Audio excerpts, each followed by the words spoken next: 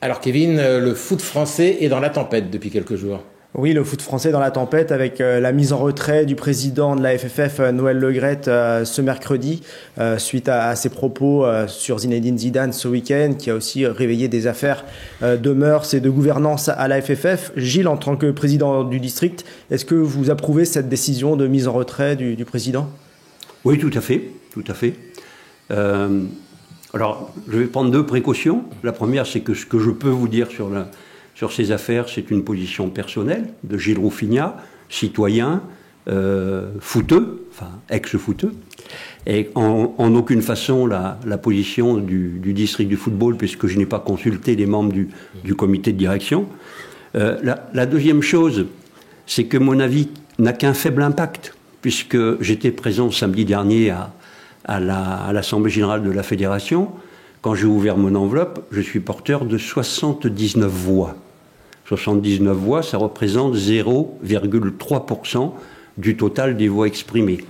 Donc c'est juste pour rétablir, quand j'ai entendu dire dans le lobbying médiatique parisien que les présidents de district et les présidents de ligue avaient pratiquement une responsabilité de premier niveau, notre pouvoir réel représente peu de choses. Le monde professionnel représente à quelques 1% près 36 ou 37% des voix. Voilà.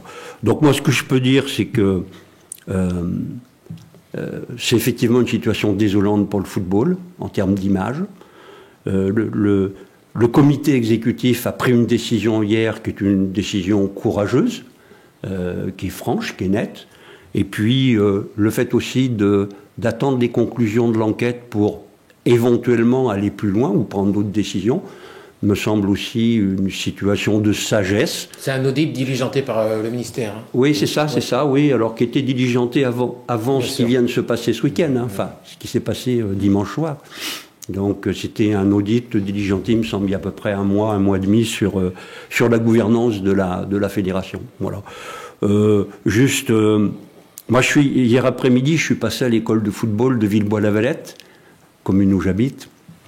Et quand j'ai vu les gamins sur le terrain, quand j'ai vu les parents autour et quand je vois les dirigeants qui donnent de leur temps, je me dis que pour toutes ces personnes-là, c'est vraiment dommage qu'il se passe ce qui se passe, mais c'est ainsi. Vous craignez un impact sur le local, sur les jeunes ? Non, enfin, je n'espère pas, je ne crois pas, parce que il me semble quand même que malgré l'emballement médiatique, parce que moi, je n'ai pas directement en cause, mais moi, je réfute et je regrette quand même ce lynchage médiatique qui a eu lieu, au-delà des faits avérés, les déclarations, etc.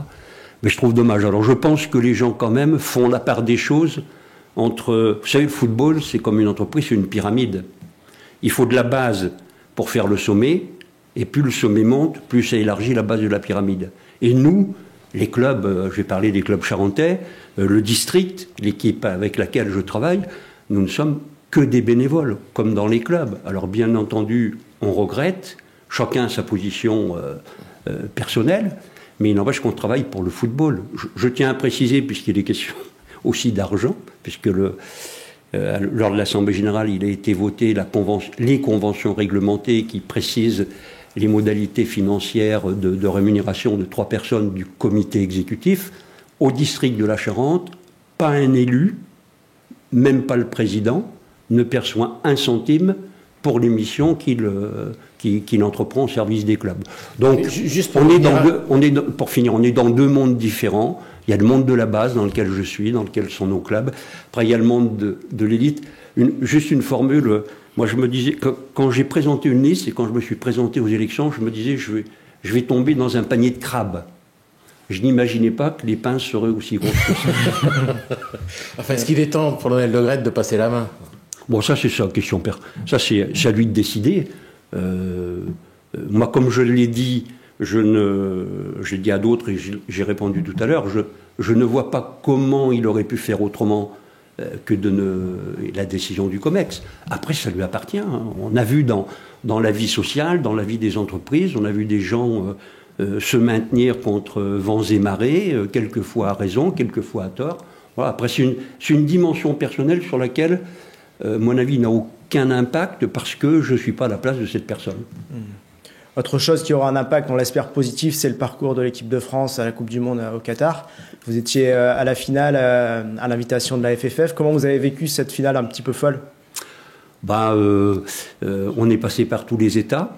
Je veux dire, pendant 1 heure, on s'est demandé pourquoi on était là. Enfin, non pas pourquoi on était là, mais on s'est dit c'est quand même dommage de ne pas voir de football. Et puis après, il y a eu la fin du match, les prolongations, qui ont été des moments extraordinaires. Je veux dire, jusqu'à 2-0, 65 000 supporters argentins faisaient l'ambiance dans le stade. À 2-2, on a enfin pu chanter notre Marseillaise a cappella, les quelques milliers de Français qui étaient là.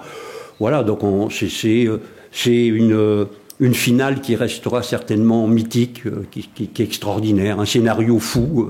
Moi, j'ai connu, parce que je suis un petit peu plus ancien que la plupart d'entre vous, que tous d'ailleurs, j'avais connu 82, la désillusion de France-Allemagne.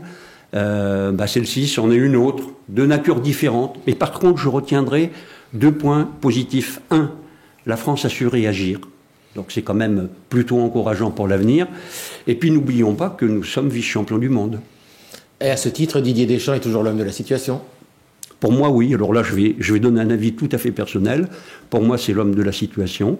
Et sur la position de... Alors, sur la façon dont on peut... je ne connais pas la position et les raisons exactes de la reconduction, mais sur la façon dont on peut apprécier ça.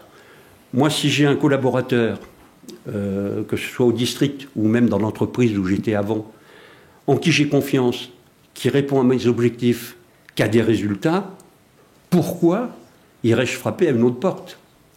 En 2021, c'était un peu différent. Quand la France, après l'euro, a été éliminée, d'ailleurs, il y a eu des alternoiements, des questionnements, c'était différent. Mais aujourd'hui, je ne vois pas pourquoi quelqu'un d'autre, même s'il a du mérite, même s'il a du talent, viendrait remplacer Didier Deschamps. Après, dans 2 ans, dans 4 ans, ça sera autre chose.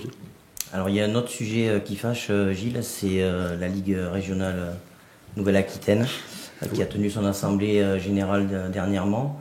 Comment en 2020, les clubs ont voté contre la rémunération de son président, Saïd N'Djimi, contre celle d'autres membres du comité de direction. Et en 2021, le comité était passé outre et avait dit que l'avis de l'AG était simplement consultatif. Vous étiez abstenu de votre côté. Est-ce que selon vous, Saïd N'Djimi doit-il renoncer à son salaire ? Alors, d'abord, pour être tout à fait franc et transparent avec vous, aujourd'hui, les présidents de district, nous sommes en situation conflictuelle et je dirais de rupture avec le président de la Ligue.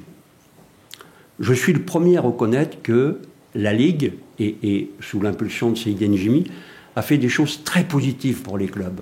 Non-augmentation des licences, des dotations comme il n'y en a jamais eu, des créations de compétitions comme la finale des champions de chaque district, et puis il y avait un projet pour les coupes. La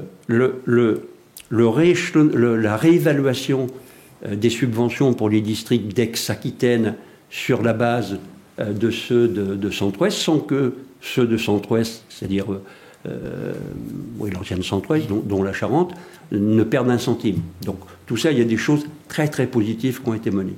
Notre difficulté avec le président de la Ligue, ce sont des difficultés liées au management et liées à son mode de gouvernance. Voilà. Donc je pense aussi que c'est important de dire que malgré tout, il y a eu des choses de fait, et dans l'intérêt des clubs, parce que président de district, président de ligue, élu district et ligue, nous sommes là pourquoi ? C'est pour faire avancer les clubs et pour leur permettre de pratiquer leur sport dans les meilleures conditions. Ce désaccord, Gilles, il a des conséquences dans le fonctionnement ? Oui. Enfin, alors, l'Assemblée générale à laquelle vous faisiez allusion, c'est l'Assemblée qui s'est passée le 2 et le 3 décembre par voie dématérialisée. Depuis, nous n'avons des contacts avec notre président de Ligue que par mail interposé.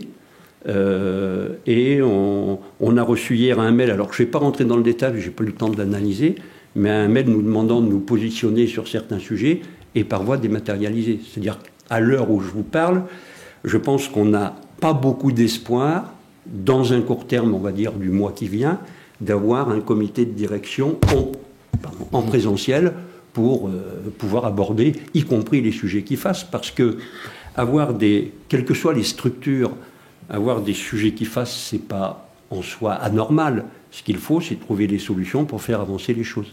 C'est quand même étonnant de demander de l'avis des clubs si c'est pour ne pas le respecter derrière. Oui, alors le point auquel vous faites allusion, il faut, parce que c'est comme pour la Fédé, hein, quand j'entendais dire on va mettre Michel Platini à la place de Noël Le Graët, ça se passe pas comme ça. Il y a des statuts, il y a des règles, il y a des choses qui sont prévues.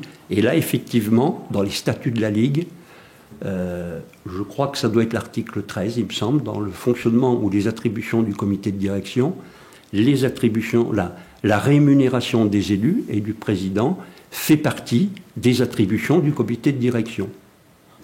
Donc effectivement, Kevin, on peut se poser la question de l'intérêt de poser une question au club en assemblée générale, alors que Alors c'est juste consultatif. on peut dire ça comme ça, oui. Ouais, complètement.